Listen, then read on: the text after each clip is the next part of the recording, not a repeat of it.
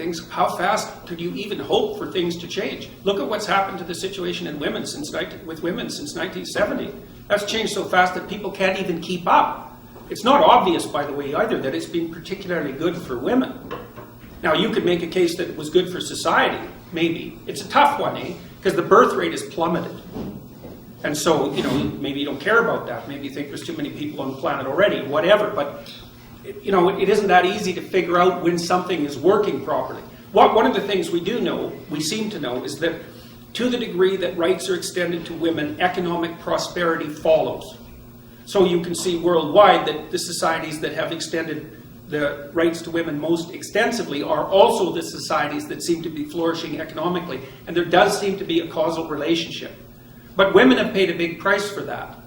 So what's happened in part is, first of all, for say, women who are middle class or lower, their lives have essentially fallen apart because marriage is now restricted to the rich, which is also something to think about for those of you who think marriage is an oppressive patriarchal institution. It's like, okay, then why are only the rich people getting married? They're oppressing themselves? I don't think so. And so the women who are in the lower socioeconomic stratas are suffering madly, and so are their children. And they have terrible jobs most of the time, like jobs in retail where, they're called in every day for the next day. They don't have a schedule that's set out ahead of them. They get paid very badly. They've got kids to take care of. And so they have no free time. It makes them really easy targets for useless predatory males. And it's really hard on the kids. And that's like 40% of the female population, something like that. You guys, well, I don't know about all of you, but you're in university. You're part of the privileged cognitive elite, So these sorts of things don't really touch you the same way they touch other people. And so women are much unhappier, if you look at national polls, than they were, say, in the late 1950s and early 1960s. And I think that's partly because freedom and happiness, those are not the same thing. They're not even close. And I see young women all the time struggling to figure out what to do with their lives because they have no idea how to have a job/career and a family. And there's no answer to that. It's a really difficult problem. And there's all sorts of ideas. Like, I did a lot of consulting for law firms for a long time, about a decade, and I had a lot of clients who were extremely high-functioning female lawyers, younger ones, trying to figure out how to balance their career with their desire to have a life. And, you hear all the time about women being denied access to positions of power, and that's the consequence of prejudice and oppression. It's like, yeah, everything is caused by the same thing first. Right, you have got one causal principle, wonderful, now you're a philosopher. You can figure out everything with it. It's like the law firms cannot keep their women in their 30s. They cannot keep them, the big law firms. They all leave. Why?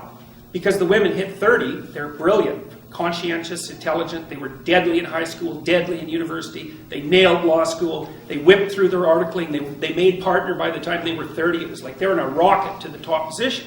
What do they find when they get there?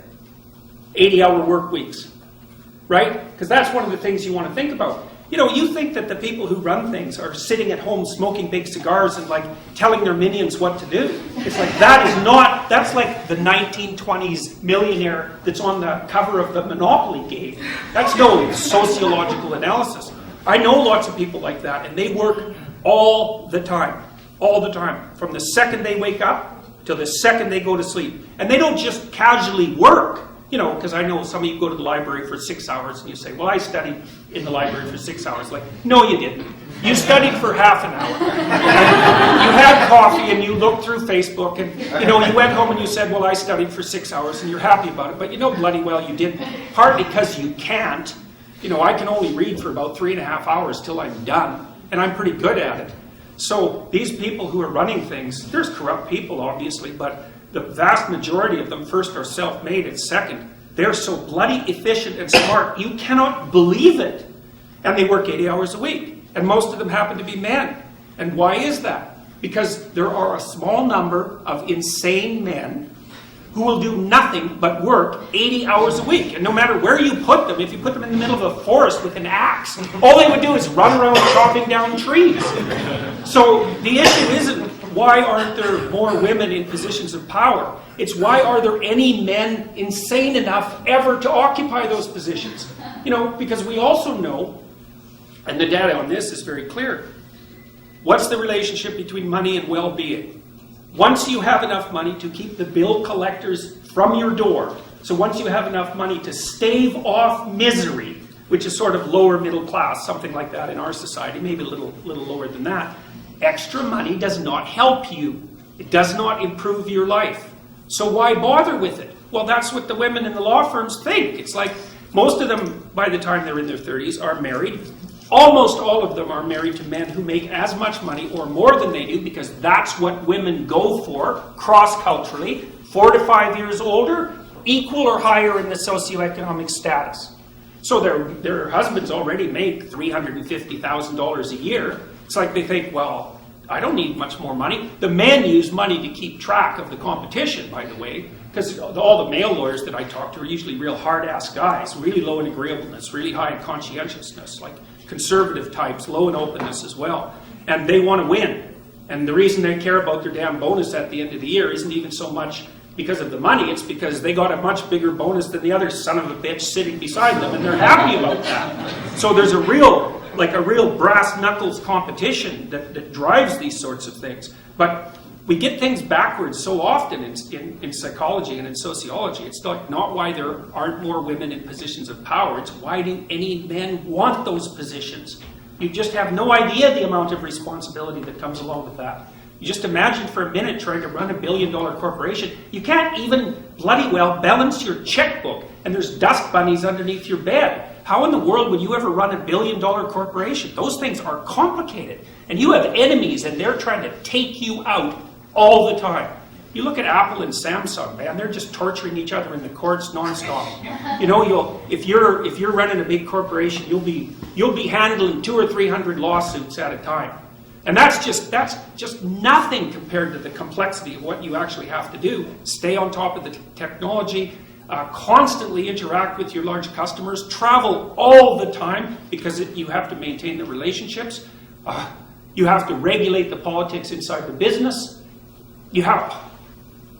Believe me, it's no picnic. And you think, well, they get a lot of money. It's like, what makes you think that's such a good thing? You know, like if you're half crazy and you have a lot of money, you're going to be crazy a lot faster, I can tell you that, because it frees you from all sorts of constraints. You know, we know the data on lottery winners. They're no happier a year later, and some of them are done, especially if they had like a bit of a cocaine problem to begin with, because, you know, being broke stops you from dying if you're a cocaine addict. You get enough money and away you go. And you think to yourself, you know, you've got all sorts of bad habits and weirdnesses. If somebody dumped an infinite amount of money on you, what makes you think you wouldn't unravel completely? It's highly probable. So, anyway, so back to these women. You know, what they do when they're 30 is they look around and they've hit partners, so they've hit the pinnacle of their profession. They think, what the hell am I doing this for? Why would anyone in their right mind want to be woken up at 3 in the morning on Sunday by their irate Japanese client who wants them to work for the next 5 hours non-stop to fix this damn problem, which is going to cost them $100 million right now? Or we'll find someone else to pay $750 an hour to fix it right now. And you think, well, that's, you know, a masculine form of value, because that's one of the criticisms. If the law firms just adopted a more feminine structure of value, it's like, what kind of bullshit is that? The reason that you get up at 3 in the morning on Sunday to talk to your Japanese client who's freaking out about their contract is because if you don't jump the hell up and do it right now, there's some starving associate who's unbelievably ambitious in New York who will pick up the pieces in 0.2 of a second, and they're smart and aggressive, and they'll take you out. So it has nothing to do with masculine structures of value. It's all the foolish ideas. And, you know, it's not just law where this happens. You know, we know, for example, that female doctors work far fewer hours too. So the more female doctors you have, the more doctors you have to have. And I'm not complaining about women's priorities. I'm not saying the women are wrong. Not at all. It's like the older I get, the more I understand that marriage and family are of primary importance. And the more I see women in particular, you know, they hit 35 or 40 and they're not married and they don't have kids and they are not happy. Because what the hell are you going to do from the time you're 40 till the time you're 80? You got no family? You got no relationships? What are you going to do? Go run your company. Yeah, well, if you're 1 in 1,000, that'll satisfy you. So you bloody well better make sure you're that 1 in 1,000, and you're probably not, because those people are rare.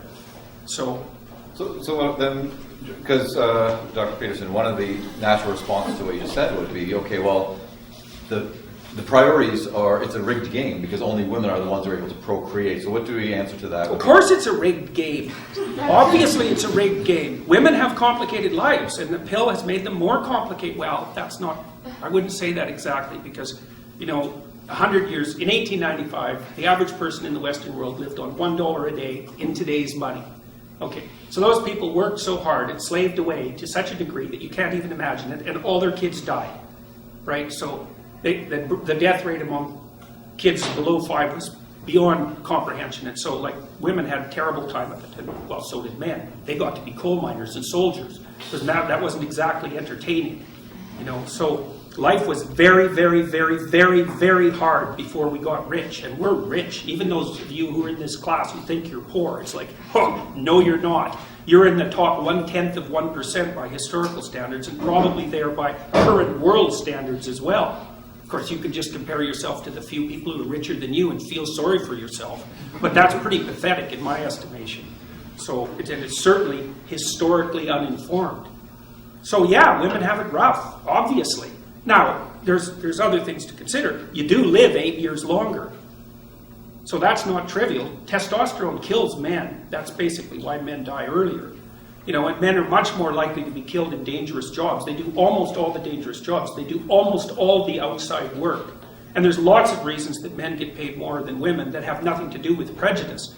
It's because they take awful, horrible jobs, like working in the oil rigs in northern Alberta when it's bloody 40 below, and come out of that after 5 years with 2 or 3 fingers missing and all warped up, because you really want to wrestle pipe when it's 40 below and it's filthy with a bunch of ornery men who are hungover beyond belief. It's like, that's not very entertaining. So yeah, each gender, each sex has its own unfairness to deal with, but to think of that as a consequence of the social structure, it's like, come on, really? What about nature itself? And this is something that seems to be completely invisible on the left side of the political spectrum. It's like, of course you're bloody oppressed and your life is full of suffering, obviously. But to think about that as a direct consequence of unjust social structures is just moronic. It's like, that's part of the reason, a small part, but look where you're sitting, people. It's pretty warm in here. And you're so privileged you can come here on Saturday morning and listen to an intellectual lecture. It's like, you should be happy about that, because by historical standards, you should be out lifting rocks in your skeletal form, about 5'3" with no teeth. So, fighting with cougars. Yeah, cougars and lions, yeah, exactly. So, there's no gratitude, that's the thing. There's no gratitude for what our society is capable of doing. So, Serena? Yeah, Dr. Peterson.